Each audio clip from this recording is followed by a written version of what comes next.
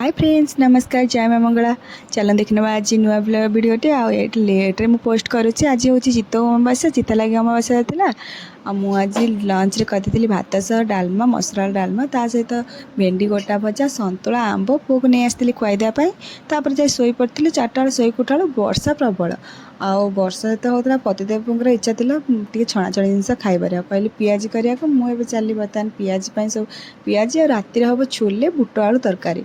मुझे चली सब सजना सजा देवी पिज काटी देती। बेसन टी ना जाइए बेसन आने को मुझे सब रेडी कर रखी। तापर ये मुझे चितौ पिठा बनई जेहेतु आज चिता लगे अमावास्या, तो से चितौ पिठा बनई जोटा कि आम पानी पड़ो। बनी सारा प्रत्येक नहीं चितौ पिठा बन पकई सब पियाज सब बन देती। से आलू कषा नहीं आसते थंडा पाखे पियाज आलू कषा खाई बहुत ही टेस्ट लगुला गरम गरम। खाई सारापर मुझे चली बर्तमान भटुरे करी। भटुरे आ बुट आलू पकई तरकारी करी। आईटा प्रतिदिन बहुत ही पसंद। भटुरेटा समस्त बहुत पसंद, बोर समस्त घर समस्त बहुत पसंद। तो भटुरे सब बुट आलू तरकारी रेडी कर देती।